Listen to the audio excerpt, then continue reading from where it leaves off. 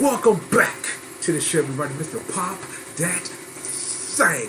That's me, the one of them triple G.O.D.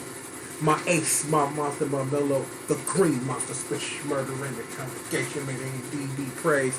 Betsy, Janine, Magdalene, the intern, Annalise, your girl and my Miss Mars, aka Miss Marceline, home down the unos, doses, durations, and quattros, and most importantly, you, yes, you, you're live right here with us, right here on Team G.O.D TV, and yo, we right back in the savage era, baby, because yo, just got done with the food here, baby. I'm like, let's say things that will completely date this week. Between Wrestle Kingdom Night 1 and 2 and AEW Full Gear, probably two of the most stacked pay-per-views this year, and technically being a technical when it comes to Wrestle Kingdom.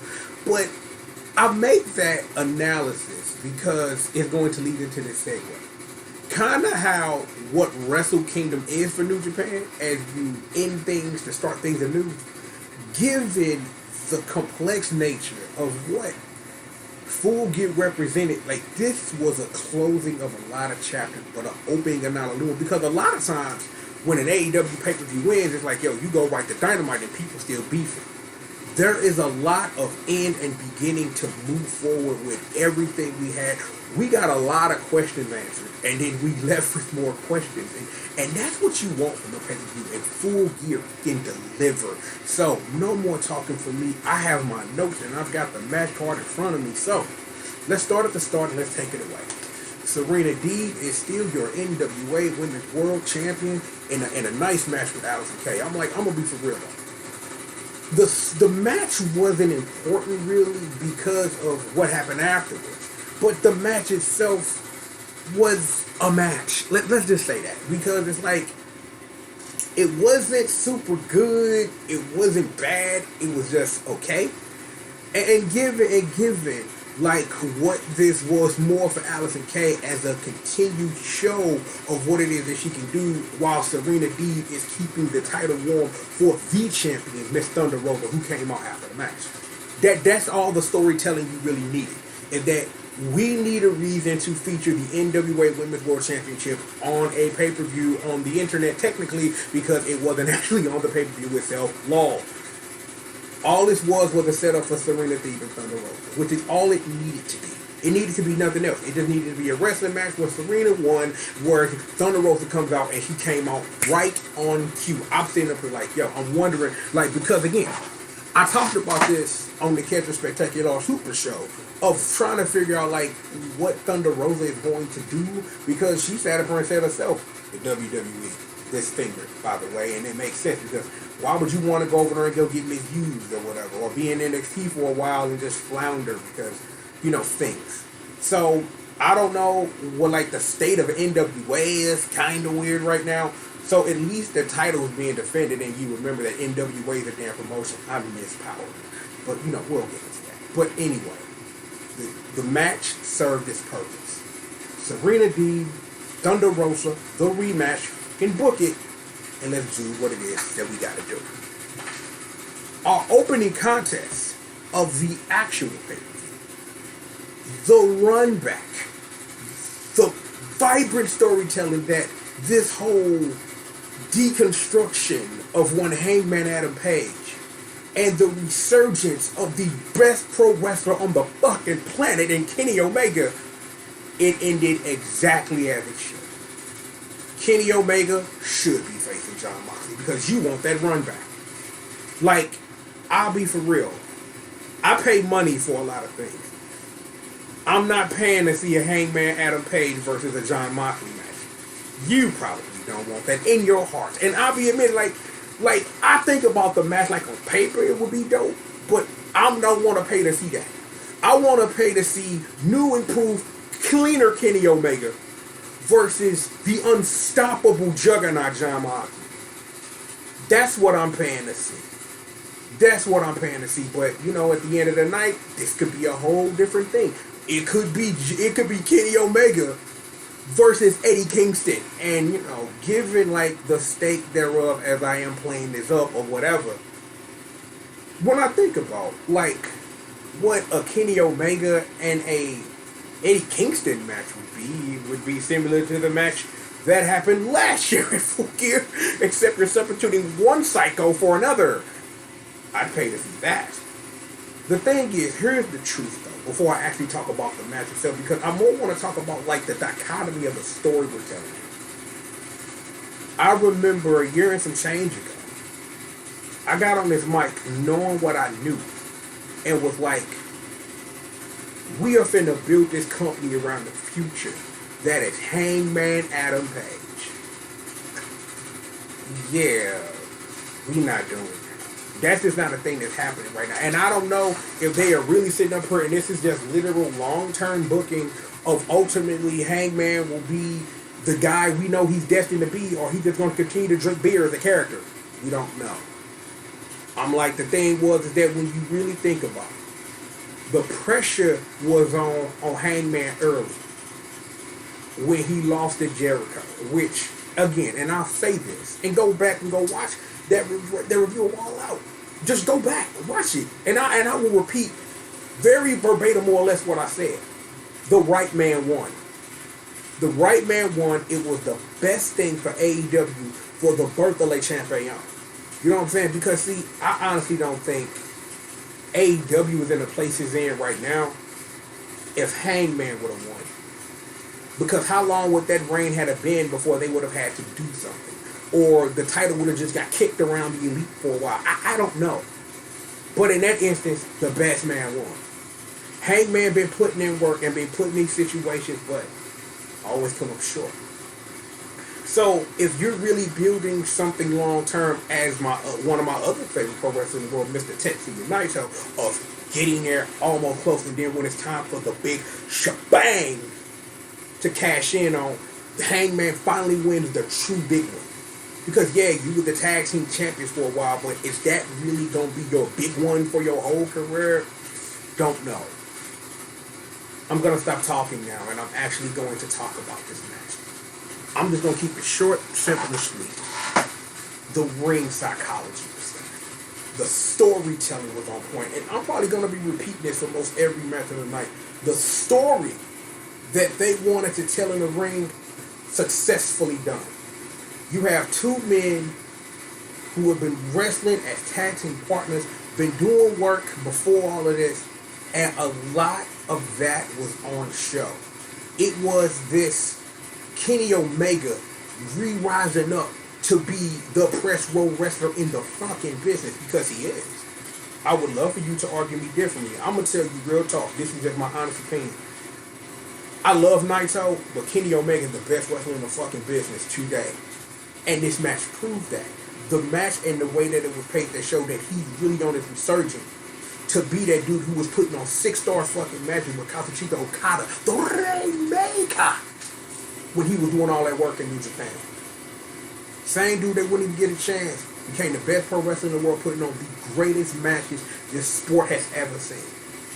That was the Kenny Omega that showed up to this match, and the Kenny Omega that will face the winner of John Moxley and that boy Eddie Kingston, as we get to that later. Y'all know the results, and this is a results review. I'm just being done. It's thematic purposing, people. Just fuck with me, okay? Look, the right man won. That's it. That's what it is. This is a must-watch match. I'm like, I will say this again because I just want to talk about the storytelling. Match had me on the edge of my seat. It was all of these close calls. It's just like one man up in the other and up in the other of showing what ring psychology can really do, especially when you got two people who are very familiar with each other, who work very well together as both a tag team and on opposite sides of the ring, and this match showed. This match showed that if the long-term booking for, again, like I said, and I repeat this for Hangman Adam Page, is to get closer and closer and closer till it's time to really cash in on when it's the era of Hangman Adam Page. But right now is the time of Kenny Omega. And given what things are, and we'll talk about him, Kenny Omega is going to be your next AEW World Heavyweight Champion. That's a booking. That's a booking stamp. Uncle Triple B. That's real talk. This is a must-watch. Real talk. I'm like trying to even describe the match itself is going to do the match disservice. So I won't even try. I won't even do it. That ending sequence, though, it's like I watched that back a couple of times because even in that ending sequence, when Omega got the 1, 2, 3, it was storytelling in that last gasp moment before that one winged angel hit. It was just like this. It's like because it was like really the culmination of the end of the match, which was like the whole thing. It was this struggle between two men to prove who's better. I know you, but I know you better. No, I know you better. No, I know you better. Put his head into the match. That's what you want out of a pro wrestling match. Rap. And this match straight delivered. Like I said, I'm saying, we talking about a man who put on 6-star matches. This ain't the greatest match Kenny Omega ever been in, but him and Hangman look really, really good. And again, I repeat this because I just like hearing myself say it because I want this to be bookended as something that I say as someone who analyzes pro wrestling the way that I do. This and this to this for Hangman Adam Page. When though? Who knows? But if that's your long-term booking of when Hangman Adam Page finally turns it on and be the pro wrestler that pro wrestling fans and pro wrestlers alike know he can be, it's going to be one hell of a show. You got to trust that. Now, we talked about this on the Catch a Spectacular Super Show of Orange Cassidy versus John Silver, right? And how that was supposed to be your match that was supposed to be on the buy-in, right? This match was exactly where it was supposed to be. Just like, and shout out to my boy Pac, who I literally went back and watched that promo because I missed it, because I think I walked out the room when Dynamite was on, but the boy Pac is back. And I just wanted to mention him real quick, but we just going to put Pac in a box. Speaking of Pac, because this is my segue there. Remember that match where Orange Cassidy came out? And Orange Cassidy showed the world what he can do? John Silver been putting in work for the non-initiated, Dark Order or not. John Silver been putting in work for a minute. Even in an Orange Cassidy victory, John Silver looked fucking amazing. And that is what you want. You want your co-workers to help elevate you. And this was a match that showed what John Silver can do for people who've been paying zero attention. Again, like I said, just like what Pac did for Orange Cassidy did for John Silver. John Silver was sitting up here showing that boy's a powerhouse. Like literally, he repeatedly threw Orange Cassidy on the back of his head, like whatever. Sat up here, booted that man repeatedly. But Orange Cassidy showing why he's one of the best in the business. And speaking of, it's something I'm going to get into when we get to my boy Jericho and MJF, and even when we get into the Elite Deletion match, of understanding how great it's been that Orange Cassidy got that program with Jericho and how much that elevated his stock. Because see, at the juncture when Orange Cassidy was beefing with Jericho, Orange Cassidy was mad fucking over. It's not like he needed the elevation of Chris Jericho to be involved in all these dumb matches. Like, they literally had a match that was called a mimosa match. There was a lot of wasted orange juice and a little bit of the bubbly. Cause I don't know this, but I'm just sitting up here saying, I'm assuming because it's Florida, it was Tropicana and a little bit of the bubbly in the swimming pools. I'm just admitting that.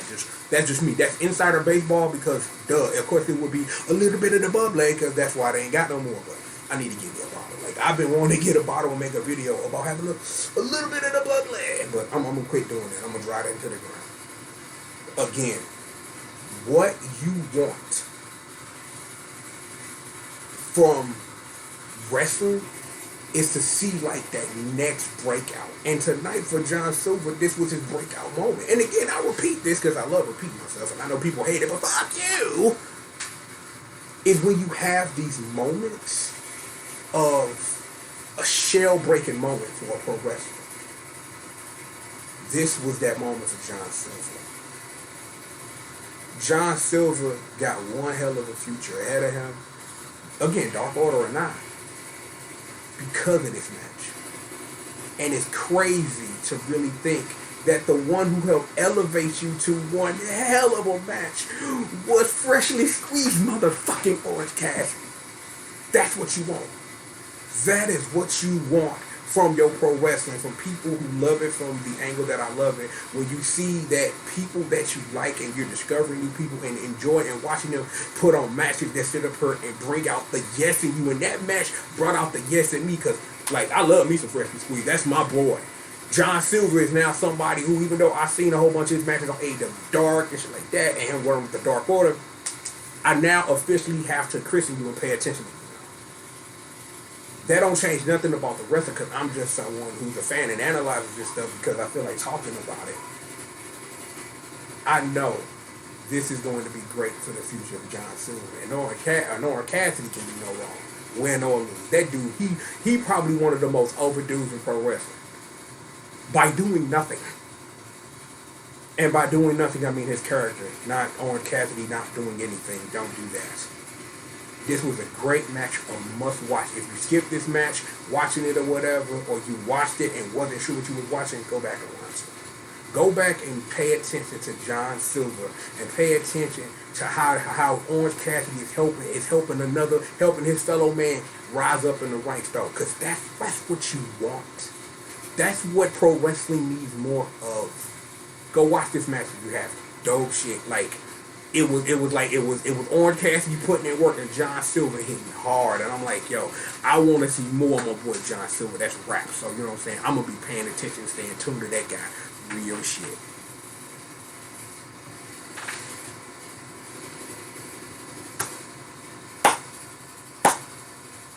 I talk about storytelling a lot. I talk about where do these promotions go next and what they do. I appreciate this now even more that I'm getting a chance to talk about it, because it's invoking feelings in me. Like, I'm gonna be for real. I almost teared up when Darby Allin won though, because I'm invested in Darby Allin, the character. I'm invested in his come up, just like we talked about John Silver before, and just like we talked about Heyman Adam Page earlier too. We have literally spent the last year and some change watching the come up of Darby Allin. You didn't know who that man was until he wrestled Cody. You had no idea or cared. Then everybody and their mama started rooting for him.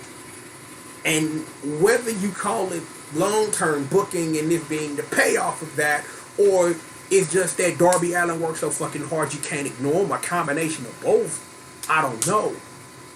But I love the storytelling put on play there. I loved it. The build up to it, the hype package, everything about this was fucking phenomenal. It was like, because I talked about it on the Captain Spectacular Super Show, of if they not finna pull the trigger on my guy, then when will you have the opportunity? This was the moment. It was. Even given all that, and I want to put a stamp on this moment, and I want to get back to talking about the match. When Justin Roberts said Cody Rhodes, that's a moment. Because see, he shouldn't have been walking around for years in the independent circuit, walking around at AEW for a year and some change, to sit up here. Hey, hold on, y'all, and then hold on for a second. Sorry about that, y'all. The missus bought a whole bunch of Alexa things, and it talks at 6 o'clock in the morning, and why my missus doesn't go into the app and like, stop it, I don't know. But she get on, good morning, good morning, good morning, good morning. You don't want nothing. What's going on today? Is it raining outside? Like, you know, Joe Biden's president, Alex Trebek's fucking dead. It's like, whatever. Anyway, talking about pro wrestling. What was I saying? Oh, yeah. There should have been no way for all this time that Cody should have been walking around without his last name as a performer. Put that in quotes and parentheses or whatever the hell you want. This was a moment for Cody in multiple ways. This was Cody's moment to do what he always talked about in promos ever since he left the WWE machine, of wanting to build the future. And as the Prince of Pro Wrestling, he earned that moniker tonight. Because a lot of times what you have to do when you the man sometimes is know when to hand the ball off. And you know, on some side stuff, I've been in situations in my life where a ball has been handed to me and I've been told to run it. In this moment, Cody looking at Darby like, yo, this you, run the ball. It's you now. Because see again, and we'll talk about this later when we talk about the Young Bucks and FTR Kobe shit about facts. Of when Cody faced Jericho and said, I'll never wrestle for the title again if I lose. This is kind of that because I don't really see Cody being the TNT champion anymore. He has no reason to.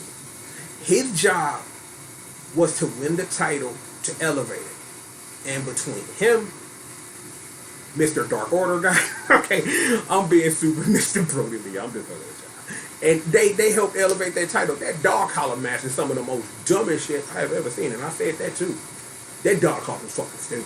But it elevated the title for what it means to fight for this belt. Like, I will put a dog collar around my neck and we'll fuck with each other for like 15, 20 minutes and we'll kill each other for this title. Darby gonna take the title to the next level. And by the next level, I mean that it's gonna literally be Darby Allin gonna be the workhorse of this company. I don't want to use the word deserve here. I don't want to do that because, see, that downplays the match that we saw and the ring psychology and the storytelling that was being put across. It was this whole thing. It was like it was a different Cody in that ring. A Cody Rhodes, if you will. If you will. We're on Anderson telling, do what you gotta do. Cody took his eye off the ball. And in life, that's all it takes. All it takes is doing this. For a split second, get your wig split. And in this instance, he took Darby Allin not seriously for one moment. But even into the build up to the match, Cody's like, dude, every time I get in a ring with you, I'll whoop your ass, dog. This is finna be. It was at that point that I knew that Darby Allin was gonna win. And this could have been a simple passing of the title or whatever, and it could have been a decent match. This was a match worthy of a torch passing. And again, that's another thing that you want as analyst and fan that you want for someone you have been invested in for a year and a half. I've been invested in Darby Allin because the promotion did a wonderful job of putting him in my face. Darby Allin did a wonderful job going in the ring and performing and putting himself over on me. So in that, when it happens to your favorite wrestler, yes, you can celebrate. Yo, you can put your hands up. We in there. You know what I'm saying? Like, we have those moments. And it's like, think about the last moment you really had with a wrestler you were heavily invested in when they did it. Like, the last real time I felt this, but on a whole different level, is when Kofi won the title with Mania. That was a whole different feel. It's the same column, different feel. Because I followed Kofi Kingston for like 12 years. 13 years before he finally won the title. And then, we won't talk about the rest. But that moment, everybody, we made it, dude. We in there. For this was different because it hit different. Because it's been a slow, prodding build to Darby Allin becoming the wrestler everybody who believes in the character and believes in the man behind the character can be. He is the face of TNT. The story in the ring made that quite possible. That's all you can ask. This was a great match. Cody did everything right here.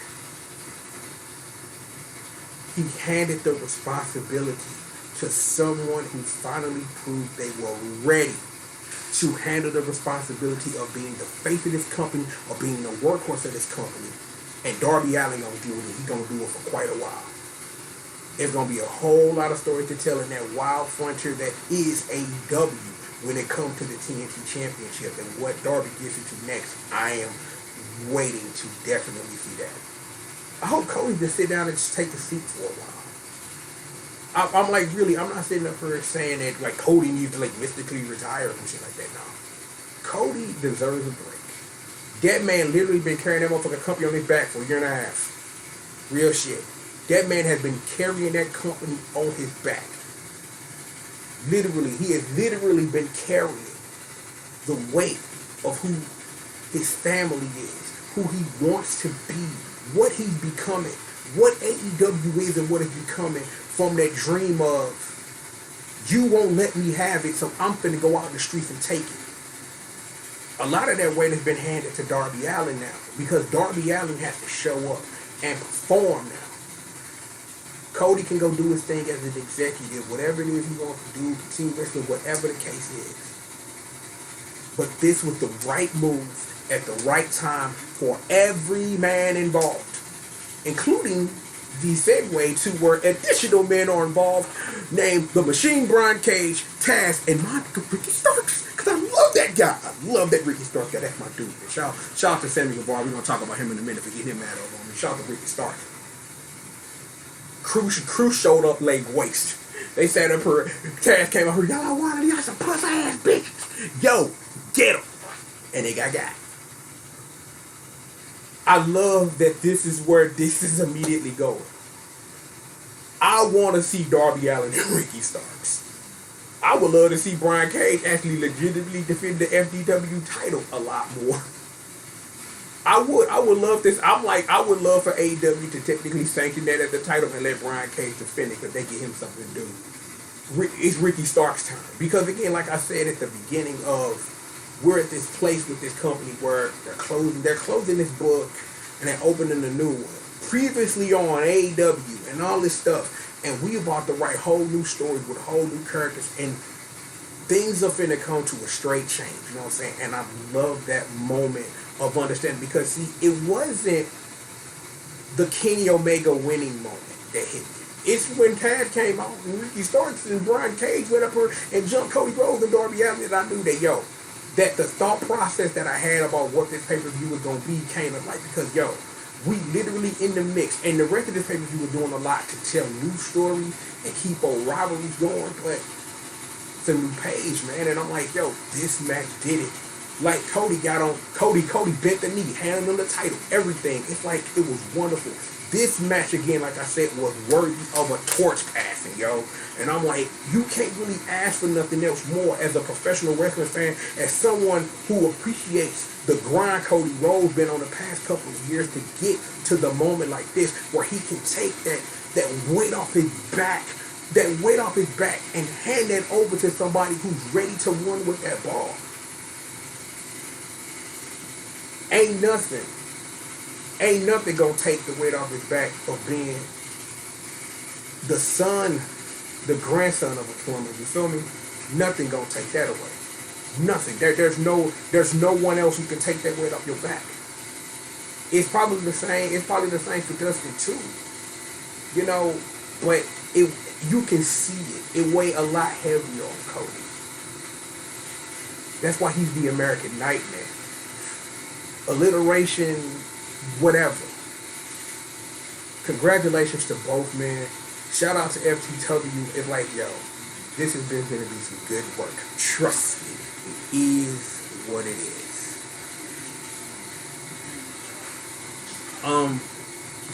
One more time for the hood, Just one more time for the hood, Like, y'all don't believe that I keep y'all and I got y'all. I'm like, we gonna win. Okay, we can't move. Well, I was gonna adjust it because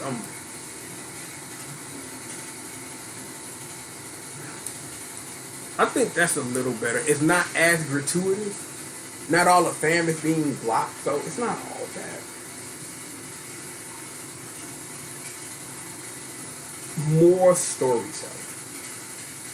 See, Sheeta and Nyla Rose wasn't the best match on the card, but it did its job. It did its job, and it did its job correctly. The right woman won. The proper story in the ring was told. That, yes, Sheeta can withstand the raw brute strength of the native beast. She can do it. That now, successfully, you have built your unstoppable women's champion juggernaut. All for Britt Baker to take her down. That was the whole point of this match. Even given that Avalanche Falcon arrow was so fucking stupid. The feat of strength for Hikaru Shida to pick up a woman as thick as Nyla Rose. Yay. The storytelling with Vicky in the building with that kendo stick to the leg. That was dumb as hell. You know what I'm saying? That was dumb as hell. Shout out to Aubrey. You know what I'm saying? Like she does her thing. She the best. Is she the best ref in the business right now? Yeah. We'll go with Aubrey the best ref in the business. We'll do that. The thing was, like I said, the match was what it was supposed to be. It was supposed to be the showing of reminding you why Nyla Rose was in the match in the first place. And also why Hikaru Shida walked out the champion. There was a lot of gamesmanship that I appreciate that maybe not a lot of others do when it comes to things like this. But the gamesmanship of when Nyla had her. And that was the thing, because that's the story you want to tell.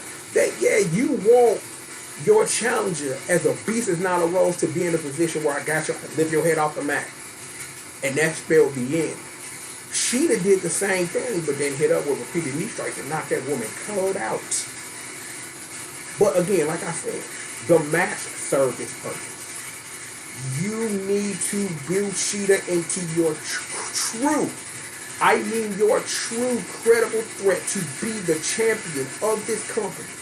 So that the heel you're building up finds some sneaky way to take her down, and we can continue to boo her. Even though Dr. Britt Baker is one of the best things in the professional business today. Real talk. I appreciate her. I appreciate her heel character. Like when she was a phase, I was like, But then when she started getting out there with Giovanni talking shit, when she turned that corner, and AEW allowed her to turn that corner, she been doing her best work. So I'm just waiting to see like how much they gonna put in front of Sheeta before we get to the Britt Baker match we know we want to see. But again, I'll say it just for repeat's sake, just for purpose to enunciate this. This match was booked correctly. It was a great match for what it was supposed to be, and it's gonna do wonders for both women. Nyla in defeat looked like a beast. It's gonna be interesting to see what's up with the Vicky after Vicky Carrero shot that ass. But you know what I'm saying, I got a feeling that, you know what I'm saying, the vicious Vixens, they'll be okay with all that thickness and things. And we'll go ahead and take that away now, because I don't think we'll be needing that. Let's talk. Let's have a conversation about this. This was not the match that I saw in my head.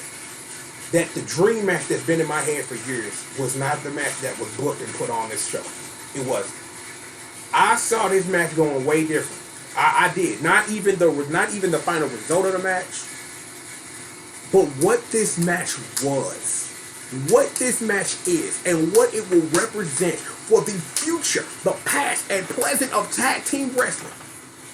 The two best teams in the business for the past 5 years went in there and put on a motherfucking show. And not only was it a motherfucking show, it was a tribute to everybody who came before them.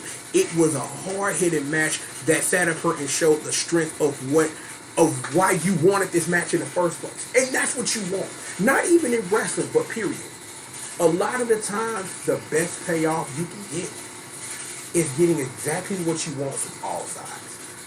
FTR said, yeah, we are who we are. Fuck that flippy dippy shit. That's what we about. The Young Bucks super kick that hoe, now watch me you. Why they sit up here on they aqua they flippy dippies and all that. There's a reason why Matt and Nick Jackson are the best tag team in the world. Because you want to see them wrestle, because they always got something up their sleeve. They always continue to amaze. FTR brought that fire. That's what you want. That's what you need. That's what makes watching this exciting. And this match brought that heat. It's like you could see like the tribute spots and things like that. Like that 3D twist of face of that Swanton was dope. I'm like, yo, when my boy Cash out of nowhere with that shoulder block, cause I was like, the fuck? I'm just sitting up here like, yo, and even giving that, and the reason why I mentioned that, more of that thematic scaling of what you want. That finish though. That finish. Did you think Cash Wheeler could do a 450? I didn't before tonight. That's perfect thematics. That is perfect wrestling psychology and booking right there. It's like the way that they framed it, you can see it in his eyes. I want to put this dagger in with your own shit. That old throwback SmackDown versus Raw L2R2, let me steal your finisher, and it backfired. Because again, like even giving more of the psychology of the match, we had questions about Matt and his leg. You know what I'm saying? About what the fuck it was gonna be, and it played a major part. Like Dad got his hand fucked up, and I'm like, yo, he sold the fuck out of this shit live. Like sold the fuck out of that, and I'm just like, yo, that makes me respect you even more because when they was over there in WWE putting on clinics, they were the best tag team. It's like, yeah, the New Day was running rush shot and doing all that. But the Revival was putting on tag team classics. And now you have the dream match.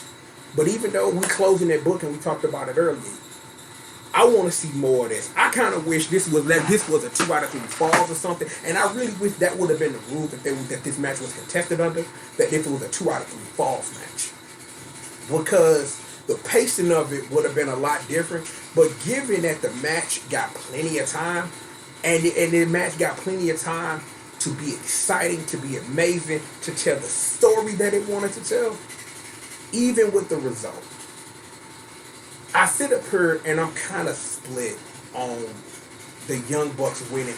Because see, now that I've had this thought, because my brain is doing that ticky thing where I think, I literally have to go back to earlier in the video and pull out my point about Darby Allin and Hangman Adam Page. Of this. I talked about it on the Super Show. I'll bring it up now. How did the Young Bucks end up here? They ended up here in the reverse of the finish that started this downward spiral to we're bad. But real. They beat Private Party with their roll-up, which was the same thing that got them in the first place. This is what you want. And it's like, now that I think about it that way, I'm kind of more of, I'm okay with the finish. Because I wasn't. Because, see, it's like, it wasn't even that I was okay with the finish. I didn't want the match to end. But given what they got to do out there, it's a match that lived up to the hype. No, it was not the match that I envisioned in my head. I didn't know what the finish of the match was in my head because I really think this needs to go again. They need to have a best of 35 series or something. I don't know. I want to see more of FTR wrestle the Young Bucks. I want to see full healthy these four men at full 100%, and I want them to see them tear down the house again. That's what I want. In the story you're telling about Matt and Nick Jackson, this is the right thing to do. I really think that whole if we lose, we don't do it no more, that part you could have saved. And I'm gonna still stick with that part. You could have saved that shit live. You could have saved that. You could have totally saved that and it wouldn't have affected nothing, win or lose. At the end of the day, for the story you're trying to tell, for long-term booking, the right team won. I want to see FTR take them. I want to see FTR take them titles back. I wonder, because this is all ticking in my head, would it literally made a difference in the booking situation if Tully Blanchard was out there? Who knows? But here's what I do understand: the Young Bucks are the tag team champions right now. They are the best tag. They are, with the belts, the best tag team in the world right now. I want to see FTR take that title back because they deserve it. Because if it wasn't for company I won't name, we could have had this match a long time ago. It should have been what it was. I appreciate the result more now that I've had an opportunity to talk about it and get it off my chest. This is a must watch. A must watch. If you care about this business at all, this is a must. This is a game changer because you finally getting what it is we as wrestling fans want. If you care about tag team wrestling, if you care about the business, period, the two best went head to head and the better team won. given the story that they wanted to tell. I wonder would the result been different. No, if we would have had this match with these types of stakes when FTR first got there, when they had the Young Bucks number, who knows? But what do you do when it's on the line? The better team won. So it is what it is. I want to see this again. I want to see this. I want to see this match again. I want this to be like 3 out of 5 fall. I want this to be something dumb because whatever they do next has to step it up major. Whatever it is, the Young Bucks and FTR, the next time they get in the ring for real, whatever they do to follow this up has to be a major step up. And if it's not, I'm gonna wag my finger at it. But if it is, I'm gonna cheer like nobody's business. Okay, give me a second because I need some water for this one. I need some water. Don't mind me, y'all.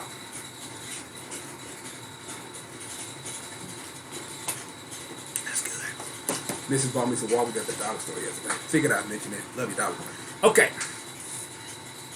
You know how we talked about earlier about Cody Rhodes and Darby Allin? The Elite Deletion match. For everything that these matches are, these are probably one of the best ones Matt Hardy done ever put on. But not for the reason that you think I might. See, I'm going to start with this. My favorite dude to watch in pro wrestling right now is Sammy Guevara. I have become a fan of this man's growth. And as we talk about Darby Allin, earlier, as we're going to talk about Sammy Guevara now, and as I mentioned Britt Baker a little bit, and let's say Hangman Adam Page, but you know, that's long-term booking. We'll deal with that how we deal with that. Is Sammy Guevara then been a standout. It's like being with Jericho elevated his stock. All this work he done with Matt Hardy, being a bumping machine, has gotten Sammy Guevara over. And it's like I love watching his blog. It's one of the few things I actually go out my way when YouTube say it's a new one. I go out my way to watch it because you really get to see a lot of people you don't normally see on TV, and you see them mostly on Dark and things like that. And it really, even though it's comedy stuff, it don't really have nothing to do with the wrestling like at hand.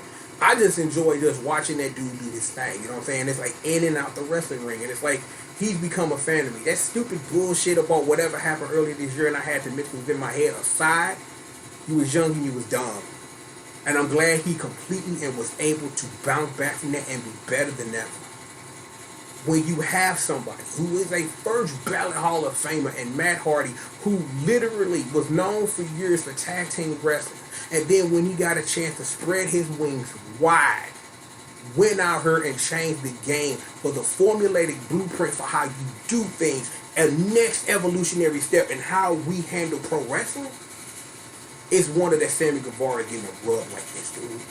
It's like the build to this match got a chance for us to see a side of Sammy Guevara we saw building up slowly, but when he came out to that parking lot and started burning them pictures, I'm like, that's what I want to see. Like, I want to see like you more than a dude who play around with signs or whatever on your way to the ring. You more than that dude that rode with Chris Jericho. You your own dude and you sitting up here making your own way, and I love and appreciate that in a way that you wouldn't even believe. You just wouldn't.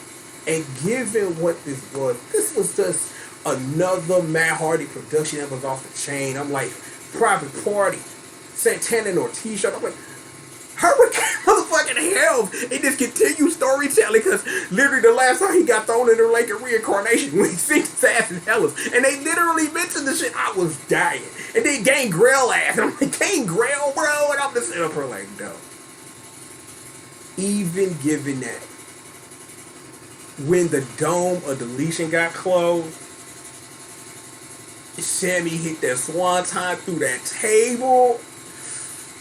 Then Matt hit that spear through the table. Sammy blood everywhere. That boy is the Spanish guy. That boy is a monster. That boy go out here in this sport and do what very few. I'm gonna say nobody now. It's some people out there on for real who will go out there and do what Sammy do. But you know this from watching him and watching his blog and his interaction. He loved his business. He loved his business and is willing to go out there and put his body on the line to tell a good story. And I have to straight appreciate that. I do. And that's what I appreciate most about this match. Because even though I think this might be over, that it might not be no more Matt Hardy, Sammy Guevara interaction for a while, Sammy Guevara looks hella good. And that's what you want. Even in a Matt Hardy victory or whatever. What the whole point of this was, Sammy Guevara came off this motherfucker looking pitch perfect. He is that dude right now. Like, he was already my dude, but he is that dude. I can't say nothing else other than that. And when you have moments like this, when you see like more of that coming out of the shell, oh, you can't deny my boy Sammy. You couldn't before, you can't now. Another watch match on this card. I appreciate what this match did. It let Matt Hardy do some crazy old stuff that we have become used to. Delete. And it allows Sammy Guevara to continue to look good, to come off this motherfucker like a Spanish guy. Nothing but respect. Speaking of, I said it. Spring Break Jay had a different thought about it. Shout out to you. MJF is part of the inner circle. I appreciate this match similarly for why I appreciate Matt Hardy and Sammy Guevara. We saw Chris Jericho, we ain't seen him in a while.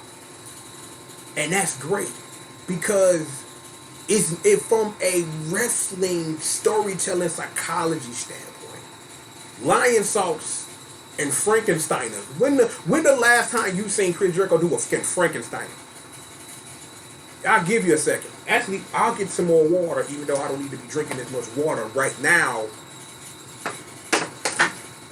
When the last time you seen Chris Jericho do a Frankenstein? Hell, when MJF came out though with the jacket, just oh my god, like Maxwell Jacob Friedman is the future of this business, for real. We, in about 10 years, are going to talk about MJF like we talk about grapes. As long as he keep doing his thing, ain't nobody stopping the MJF train, bro. And I really honestly think for real that now that I think about it and have watched this match and knowing like how much it means to me as pro wrestling fan, knowing what this could do for MJF, even though MJF don't need the help, this is finna be elevating shit, dude. It's like, I don't know what this means for the rest of the inner circle. I really think they just gonna be all okay. But I really think that this is really gonna help elevate MJF. They gonna.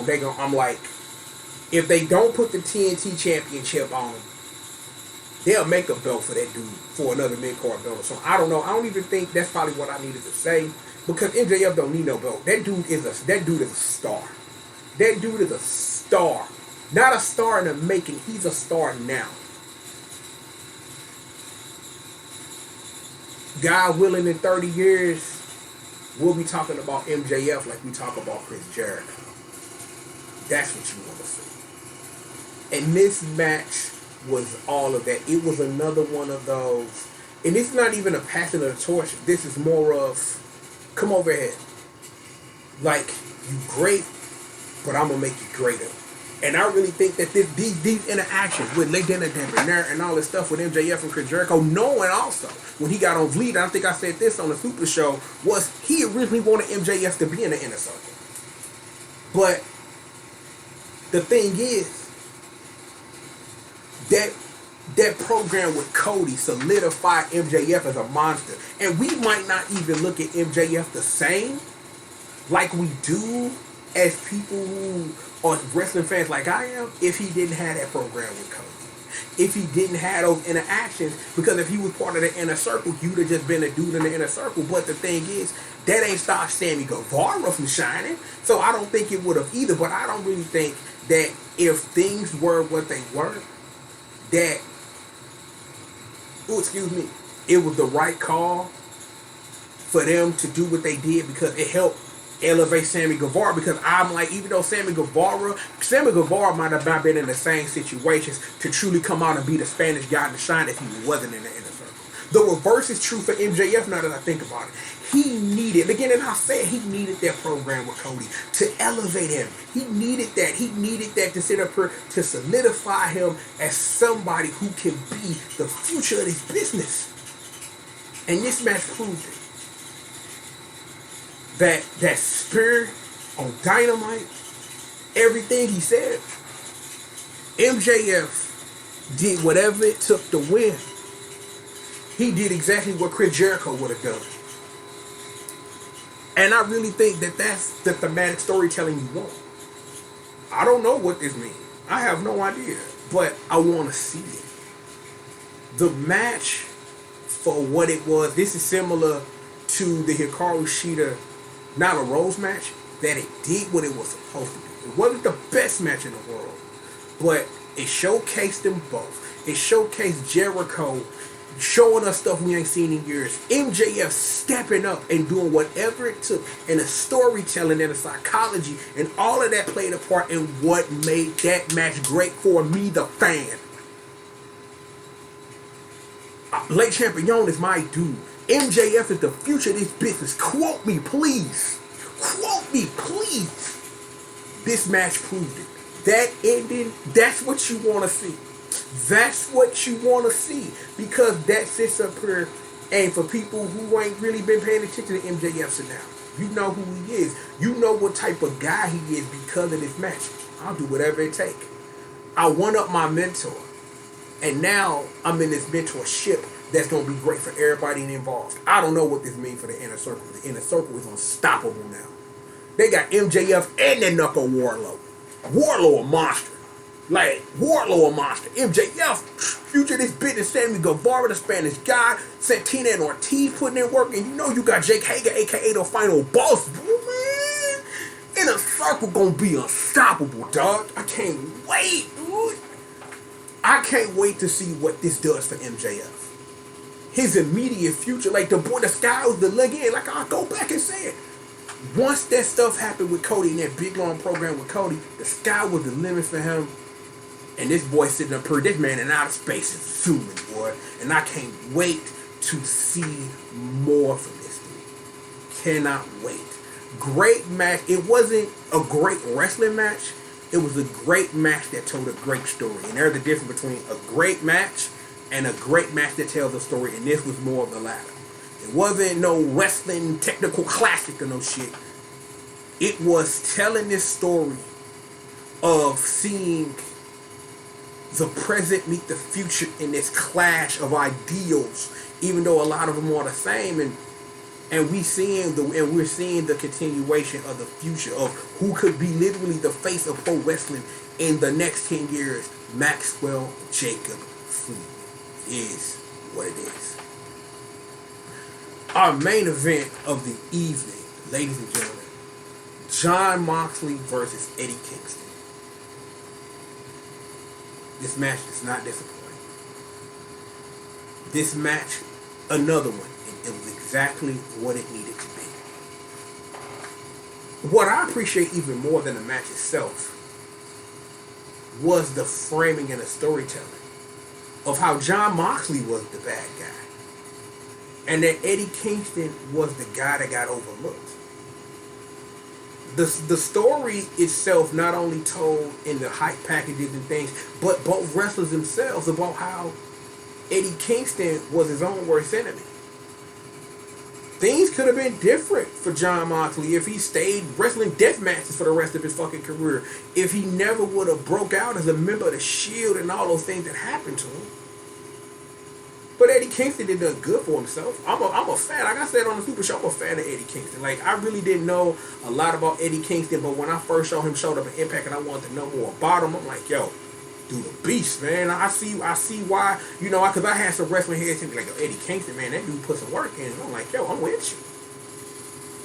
This was another match that was exactly what it was supposed to be.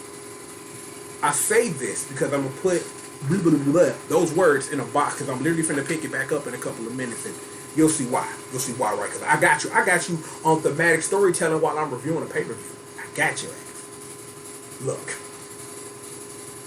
This was an I Quit match. Anything goes. So, of course, you knew all the toys was coming The storytelling in this match is you have two men willing to do anything to be king. The king of pro wrestling. You're not Toriano. We're not going to get to that. Don't say anything. You should go watch Power Struggle. It's good. Anyway, segue back. Everything but the kitchen fucking sink. And if somebody would have provided them a kitchen fucking sink, one of these two men would have probably used it on the other. Rap. Here's what it is. Could be nothing else. Barbed wire, tacks, chairs, everything. These men bled to entertain us. They bled to tell the story of the come up of one Eddie motherfucking Kingston. Even in a losing effort, Eddie Kingston ain't never looked better. That's what you want. Let's be for real.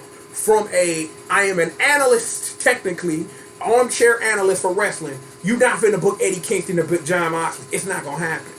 It was never going to happen. Not a thing you're gonna do. If you didn't know Eddie Kingston's name, you do now. If you didn't care who the hell Eddie Kingston was in ICW and all that old bullshit, you give a fuck now. That's a fact. You care now. That was the point. Eddie Kingston's stock came rising way up.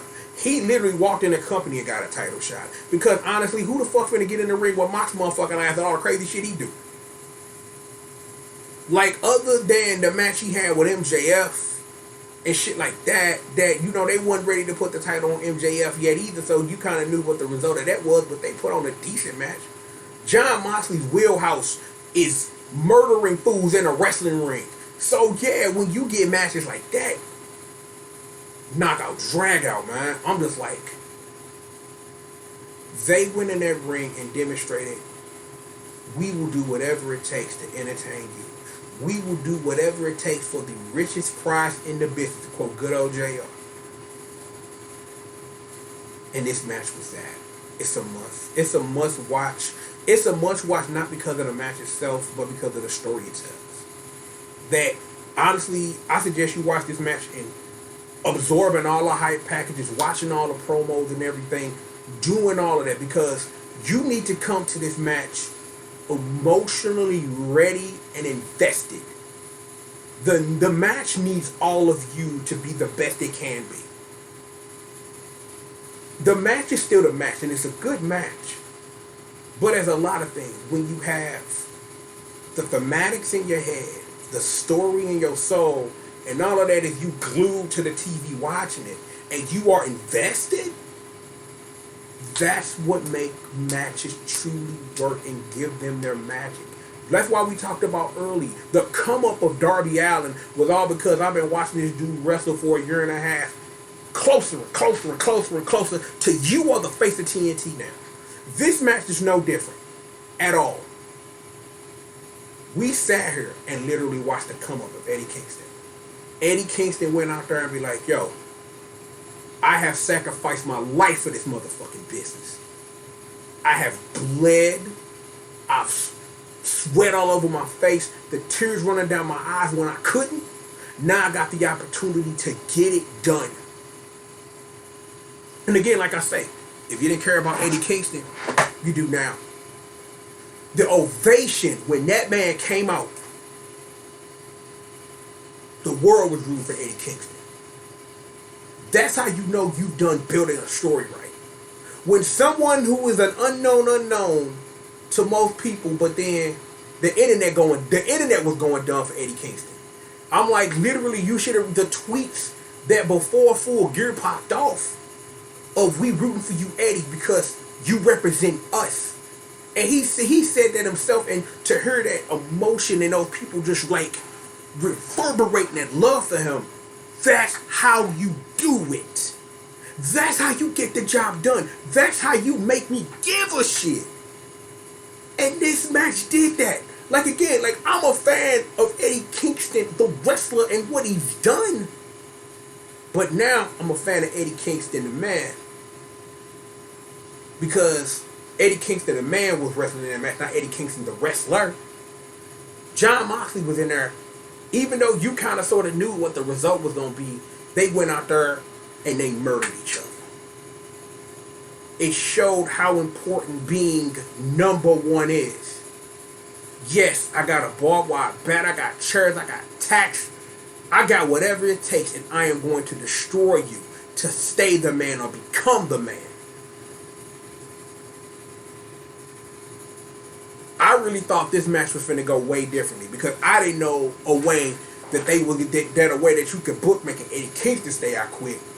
But yeah, putting some barbed wire around your motherfucking hand and putting some motherfucker in a choke. Like that barbed wire was probably slicing the nigga neck, even though, like, you know, they probably did it as they very well to really protect him to not stab that man and fucking kill him and cut his fucking trachea. That's how you do it. You put a man in a situation where is in my life for this title. I surrender. I quit. I give up. You'll live to fight another day. Sometimes, you know what I'm saying, and I talked about this in a video most people ain't gonna watch. In that video where I talked about the state of the fighting game community. We ain't training killers, we training mains. You think you man the gun in your hand, don't you? Live to fight another day. Shout out to Friday, man. Rest in peace, John Witherspoon. You know what I'm saying? This was a wonderful match, man. I'm like, this is another must. But I preface with this is a must of absorb all the minutia before you watch it. You probably ain't watching this thing, but if you have watched it and you kind of looked at it and it was kind of like whoop like that a little bit, watch it with the emotional content before you sit up here and retake a look at it, and you'll understand it from a different angle. Just wonderful masterwork, man. Just like a great match overall. But where are we now, though? Kenny Omega showed up after this and pretty much said, "No, you gonna wrestle me in a wrestling match, and I'm gonna destroy your ass. None of this barbed wire deathmatch bullshit. No fucking explosions. No fucking bottle rockets, because those were involved in a match on this card. That match being Matt Hardy and Sammy Guevara. Yeah, there was a whole bunch of bottle rockets. Bottle rockets, Roman candles, dumb shit. That match was stupid. Much watch again, like I say. Kenny Omega is your next AEW World Champion. I don't think Kenny will get it done the first time, because that's kind of where I'm leaning. Like it's gonna be a series before Kenny take it off of. It ain't gonna be no seriously that we gonna do a pay-per-view, then you just gonna take the title off of him. But the booking to get to when Kenny Omega's the champion, this is gonna be fun to watch. It's Kenny's time, man. It's like, you know what I'm saying, as we sit up here and wait for Hangman to step into that role to where they can truly cash in and he wins the big one. Because maybe that's what you building to. John Moxley takes a break, goes to New Japan, defends his U.S. title, which he ain't defended in 50 billion fucking years. And then you bring Hangman back somehow. You get him in the picture. I don't know. Kenny Omega is your next AEW World Champion. Book that shit. Do it now. Do it now. Do it later. Continue to do it forever. Do that shit. Okay? This was a great pay-per-view. There have been a lot of bookending and a lot of new chapters to write and new stories to tell. AEW putting in work, man. And I'm glad to be back on the Savage Era to tell you as such, man. Like, yo, it feels good to talk about pro wrestling again, man. Like, when I was on hiatus, so many times I wanted to sit down and make this video, but I needed that break. But now I feel good. Shit, I've been going at this for an hour. I've literally gone a third of the length of the pay-per-view talking about the pay-per-view. But, you know, give me the mic, I'll talk all day. That's just what it is. I wish I could do 20-minute videos. I wish that was in me to do things, but I love to gush about the things that I love. And I love professional wrestling. AEW is one of the reasons why I still love this business. So it is what it is with that. But seriously though, we have got plenty of more for a show for all of you, so please sit back, relax, and stay tuned with me. I'm Mr. Pop. That's CHANG. Me, I'm Mr. Pop that thing, the one and only triple the G.O.D, aka Mr. C-R-A-C-K, C-O-C-I-N-E. Hashtag entertainment's #1 domain. And indeed, I am the baddest monster in existence, and don't you ever, ever, ever forget it. Y'all know what that is. That's my ace, the green monster, squish murder, and the congregation love every single one of y'all. May you indeed be praised for holding down my six. Ain't none of y'all is the best group of people in the business that got my back like no other. Betsy, Janine, Magdalene, the intern Annalise, your girl and my Miss Marcy, aka Miss Marcelin, aka only unos, doses, thraces, and quattro community. They are indeed, as the collective unit, the ladies of Rage Baby. Look, if you familiar, skip a little bit. If you're not and you made it through this your first time or whatever, hit the subscribe button, hit them bells. All my social media links are down below. Support the show with PayPal, Cash App, and Patreon. Shout out to my boy Drew, aka Young Moneybags. I see you, my knucker, and my little brother, my partner, Hentai Ryan Bomber, holding me down on the Patreon tip. And if you want to join them and getting shout outs at the end, yo, go on, man, yo, support me for a little $1. It's just a tip jar, man. I'm like, you know what I'm saying? Shit. You got something you want me to do? Yeah, you go over there and do whatever. But yo, but for real though, I appreciate having the opportunity to do this. So you know what I'm saying, a little cash in the pocket ain't gonna hurt my feelings. You know what I'm saying? Seriously, we got plenty of more show for you. I got a lot of catching up to do. It's stuff that I literally got to do today. I'm like, I literally got 2 days to do something. So it's gonna be a live stream at some point. You know what I'm saying? I'm gonna see how that's gonna work itself out. So we'll see. So stay tuned for all of that. We got plenty of more show for you, plenty of more wrestling. This has been another installment of the Savage Era, baby. You know how we does. Loving that pro wrestling like only we does. And we got plenty of more show. Bang! For all of you. Right after these commercial messages. Oh, we feel good. Time to start the day for real. More show for all of y'all. Right after these commercial